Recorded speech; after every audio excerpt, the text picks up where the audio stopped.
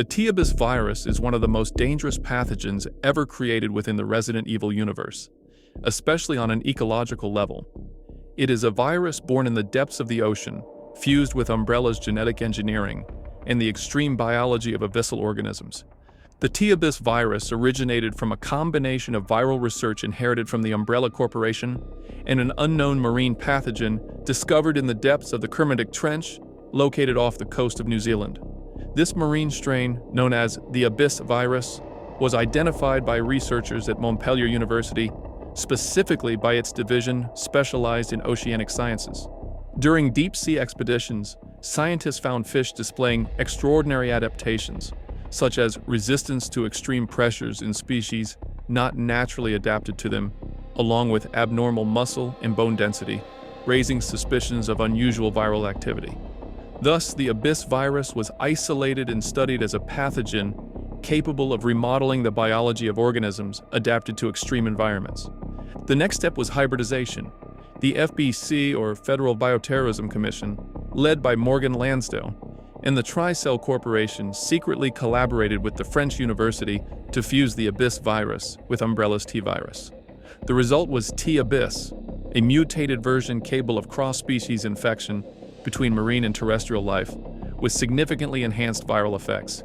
Its double-stranded DNA structure gave it high stability in extreme pressure and temperature environments, an inherited trait from the original abyss virus. This allowed T-abyss to rapidly adapt to different hosts, increasing its capacity for spread. The creation of T-abyss was orchestrated by Lansdale, who sought to prove that bioterrorism was a real and global threat, which would justify greater resources and authority for the FBC. Il Veltro, the Italian nationalist terrorist group that opposed the floating city of Terragrigia, received access to the virus from Lansdale and used it as a weapon. This is the backdrop of Resident Evil Revelations, with a hybrid virus deployed for destruction and political manipulation. But why attack Terragrigia? Il Veltro was an organization that opposed the construction of this floating city in the Mediterranean, which would be powered by solar energy and serve as a symbol of international cooperation. In the eyes of the world, Terragrigia represented the future. But for Il Veltro, it was a political provocation. Because of this, Lansdale saw them as the perfect instruments for his plan. With access to T-abyss and 3 ships confiscated from an Umbrella subsidiary, the Queen Zenobia, the Queen Semiramis, and the Queen Dido, Il Veltro prepared a devastating attack. According to the game's files, the virus was dispersed through the air and via drones equipped with capsules containing infected hunters. The result was the Terragrigia Panic, an event that completely destroyed the city within hours. Thousands of people were infected or devoured, and the infection threatened to spread beyond the coastal perimeter. The official response from the European Security Council was extreme. They authorized the use of the satellite known as Regia Solis, an orbital weapon designed to channel solar energy into a single point. The blast incinerated Terragrigia and everything around it. In the Resident Evil timeline, this event marks the first use of an orbital weapon for viral containment. Although the measure halted the outbreak, Lansdale's real objective was achieved. The world saw the FBC as an indispensable shield against bioterrorism, unaware that Lansdale himself had orchestrated the disaster. Afterward, the commissioner ordered all evidence of his involvement to be eliminated. He activated the self-destruction of the Queen Dido, which had been Il Veltro's headquarters, and released the T-abyss inside the Queen Zenobia and the Queen Semiramis, under the pretext of carrying out decontamination operations. In this way, the ships became floating laboratories filled with infected subjects and horrific mutant creatures. In 2005, the FBC sent investigation teams aboard both cruise ships. One of those teams was composed of Rachel Foley and Raymond Vester. During their mission on the Queen Zenobia, Rachel was cornered by the creatures, attacked by one of the Ooze, and subsequently infected. Her body disappeared, and shortly afterward, she reappeared, mutated, transforming into one of the most aggressive variants recorded. Meanwhile, the BSAA, led by Clive O'Brien, launched its own investigation. Agents Jill Valentine and Parker Luciani were sent to the Queen Zenobia, while Chris Redfield and Jessica Sherwood explored the Queen Semiramis. Both groups discovered the scale of the disaster and the connections between Lansdale, Il Veltro, and the FBC. Among the findings, it was confirmed that the 3 cruise ships functioned as experimental platforms to study the effects of T-abyss, hosting dozens of different mutations. Game documents and supplementary files detail that the facilities included viral cultivation labs, containment capsules, and deliberately flooded zones to simulate pressure environments. Over time, the control systems collapsed, and the resulting creatures completely took over the ships. The mutations derived from the T-abyss virus were multiple and varied, affecting humans, terrestrial animals, and marine creatures alike. Because of this, each type of creature seen in the game emerged from a combination of the host's physiology and the virus's ability to reconfigure tissues for aquatic adaptation. In FBC internal documents and in files found by the BSAA, 11 classes of confirmed mutations were recorded during the incidents involving the Queen Zenobia, the Queen Semiramis, and the Queen Dido. The most common case was that of the Ooze, creatures that emerged when ordinary people were infected through direct exposure to the T-abyss virus. Their skin turned gray and gelatinous, their organs adapted to pressure and humidity, and their metabolism accelerated to the point of requiring the constant absorption of bodily fluids from their victims. They continuously exuded a viscous substance that prevented dehydration and served as natural protection, but at the same time required them to replenish their internal fluids quickly. Although they retained a humanoid shape, they lost all reasoning and consciousness.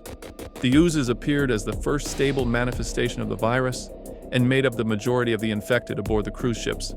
However, a singular variant was Rachel Foley, who, after being attacked by an ooze, was infected and later reanimated in a unique mutation. Nicknamed Ooze Rachel in the Resident Evil Revelations files, she exhibited extremely rapid regeneration, enhanced reflexes, and aggressive, persistent behavior. She retained a limited ability to speak, showing that she preserved fragments of memory. Her mutation is considered an individual subspecies within the oozes. Another documented type are the sea creepers, which were the result of infection in human females. Unlike the male oozes, these creatures developed thin, armored bodies, additional appendages, and were covered with a translucent layer that reduced water resistance. They could swim at high speed and move stealthily to reach their prey. Their dependence on the marine environment was absolute, as they died within minutes once out of the water. In rare cases of immune resistance to the virus, more grotesque mutations appeared, such as the Scagdead. These emerged when the host partially resisted the virus's progression, resulting in asymmetric deformity. These creatures were enormous, with a second head fused to the chest and additional limbs, one of which had mutated into an organic saw. The most disturbing aspect was that they retained the ability to speak, calling for help, or repeating phrases from their former lives. The first known Scagdead was the communications officer of the Queen Zenobia. Don't feel like myself anymore. Get me out of here. I need to get out. In the terminal stages of infection, Globsters appeared, amorphous masses composed of flesh, fat, and degraded tissue. According to reports from the Queen Dido, several former members of Il Veltro transformed into these creatures after prolonged exposure to the virus. Without bone structure or defined organs, the Globsters were incapable of reasoning or moving effectively outside the water. But in marine environments, they could move with surprising agility, attacking and swallowing their prey in a single bite. As I said before, the mutations were not limited to humans. The virus also affected animals, giving rise to the Ghiozzo, fish mutated from arowanas exposed to the T-abyss. In a matter of seconds, their bodies deformed into predators with toothed jaws and collective behavior similar to piranhas. Il Veltro's leader, Jack Norman, used an experiment involving Ghiozos in a propaganda video to demonstrate the power of the virus on camera. Likewise, the Fenrir were wolves subjected to T-abyss, but not by accident. These bioorganic weapons maintained their speed and group coordination despite visible decomposition. There were also variants such as the Alpha, which were larger and more aggressive, mainly used in ground operations. In the same way, the controlled use of the T-abyss virus led to a series of experimental bioorganic weapons and hybrid mutations designed specifically as combat prototypes. These variants did not arise by accident, but through direct manipulation of the virus in a laboratory. Among them stand out the Draghignazzo, the Farfarello, the Malacoda, and the ultimate abyss itself, each one representing a distinct stage in the evolution of T-abyss as a biological weapon. The Draghignazzo was one of the first experiments created aboard the Queen Zenobia. This creature, whose name comes from the Italian ugly dragon, or wild dragon, was an aberration resulting from the fusion of human DNA and crustacean DNA under direct exposure to T-abyss. Despite having the appearance of a humanoid mollusk, the Draghignazzo is made up of a colony of other organisms, in which various creatures cooperate and act as a single life form. Its body was covered by a thick chitinous armor composed of giant barnacles, and deformed limbs protruded from its back, allowing it to perform powerful physical attacks. Its enormous, hypertrophied right arm could crush metal with ease. In the game, Jill Valentine and Parker Luciani faced this creature on the observation deck of the Zenobia, where after an intense battle, they managed to defeat it. Its design is inspired by abyssal organisms with bone-like protective plates, making it one of the most extreme examples of directed mutation. Another notable experiment was the Farfarello, an advanced model of the traditional hunters. These creatures emerged when hunters were deliberately infected with the T-abyss virus, granting them a new biological capability: total optical camouflage. Their tissues refracted surrounding light in a way similar to certain abyssal fish, making them invisible to the human eye. This trait, combined with their increased speed and aggression, made them practically impossible to detect until the moment of attack. The name Farfarello comes from one of the demons of Dante Alighieri's Divine Comedy, a member of the Malebranche, symbolizing their infernal nature and uncontrollable behavior.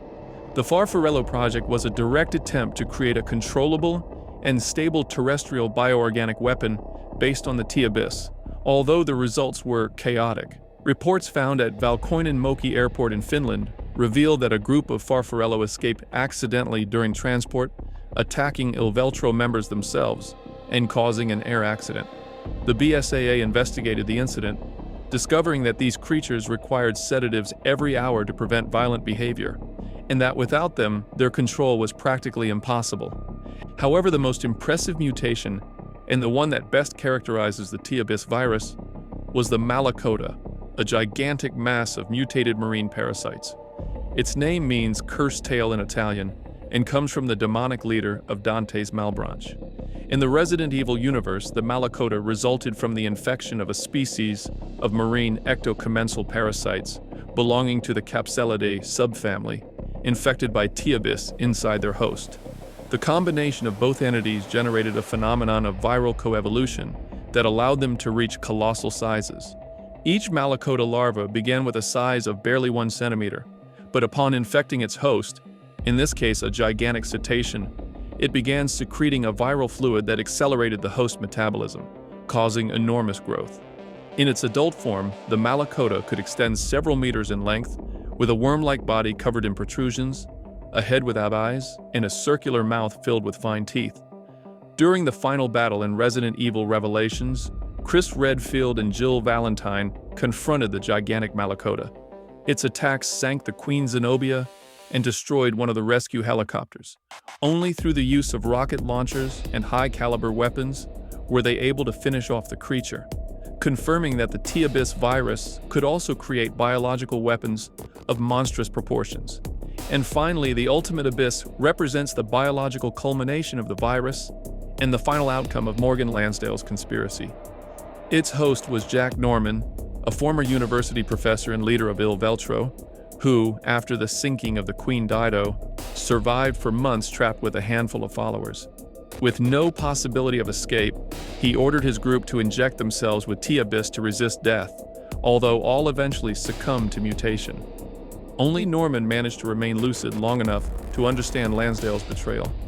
When Jill Valentine and Chris Redfield found him on the Queen Dido, he had not yet transformed, but having already lost his sanity, he exposed himself directly to a massive amount of the virus, which transformed him into a tyrant-like creature, with a grayish, muscular body and the apparent ability to teleport short distances.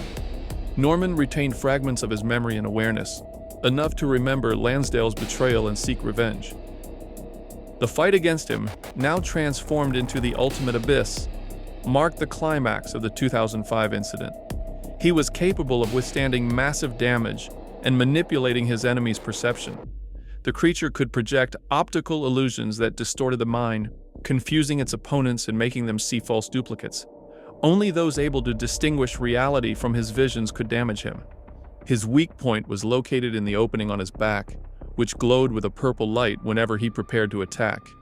In the final stages, his body emitted violet smoke and generated multiple duplicates at once, attempting to exhaust his adversaries before executing a deadly charge. However, when he received enough damage, he briefly fell to his knees, exposing his vulnerable core. Taking advantage of that moment, Jill and Chris managed to defeat him after an intense confrontation. Shortly after defeating him, we learned that Norman was not foolish and had recorded Lansdale providing him with the virus, storing the recording on his PDA, containing irrefutable evidence of the collaboration between Morgan Lansdale and the FBC in the attack on Terragrigia. Thanks to this evidence, the BSAA was able to publicly expose the conspiracy. Morgan Lansdale was arrested, and the FBC completely dissolved. The remains of the Queen Zenobia were destroyed through controlled detonation shortly afterward, and the Queen Semiramis and Queen Dido were left sunken at the bottom of the Mediterranean, considered permanent exclusion zones. With Lansdale's downfall, the T-Abyss virus was officially classified as a contained pathogen. However, the story of the virus did not end there. In the final scene of the game, it is revealed that Jessica Sherwatt and Raymond Vester, both double agents, managed to recover a sample of the T-Abyss before the destruction of the Queen Zenobia. In the epilogue, Raymond, who pretended to serve the FBC, hands the sample to Jessica, who secretly works for TRICELL, the same corporation responsible years later for developing the Ouroboros virus. The sequence clearly shows the containment vial with red liquid, identified as a pure sample of T-Abyss. No later Capcom document confirms what happened to that material, but official files do state that TRICELL stored it and studied it briefly. Supposedly, TRICELL scientists concluded that the virus was too unstable to be used as the basis for conventional bioweapons due to its extremely high replication rate in marine environments. However, the ecological risk was extreme. If the T-Abyss virus entered open ocean ecosystems, it could use marine microorganisms as vectors, multiplying exponentially and altering the entire food chain. For this reason, TRICELL decided to keep the sample under strict containment, avoiding its use in larger projects. Although some fans have also speculated about possible links between T-Abyss and later viruses, there is no canonical evidence that it contributed to the creation of Ouroboros or the C virus. After the dissolution of the FBC and the arrest of Morgan Lansdale, the BSAA classified the Queen Zenobia incident as a successful containment operation. However, the public reports omitted much of the truth. The world only learned that a new viral strain had been destroyed and that the bioterrorism perpetrators had been arrested. In reality, the planet had been just one step away from a global ecological catastrophe. Even so, for years the BSAA monitored the marine zones where the cruise ships had sunk. In the surrounding areas of the Mediterranean, persistent microscopic mutations were detected in microorganisms and plankton, even long after the viral concentration had disappeared. Although they did not pose an immediate threat, these findings demonstrated that the T-Abyss virus could integrate itself into the DNA of marine organisms and remain latent. And with that, we've reached the end of this video. I hope you enjoyed it, and if you did, remember to give it a like, subscribe if you haven't already, and turn on the notification bell to stay up to date with all my new videos. I also want to give a special shout out to the channel members. Thanks to you and all of our viewers, we can keep diving into these kinds of disturbing and thought-provoking stories. Thank you so much for your ongoing support. And if you want to support the channel and get access to exclusive content, early videos, and other perks, I invite you to become a member. Just click the join button below this video. See you in the next one. Hey, don't go just yet. If you enjoyed this video, I've got another one I think you'll love. Check it out.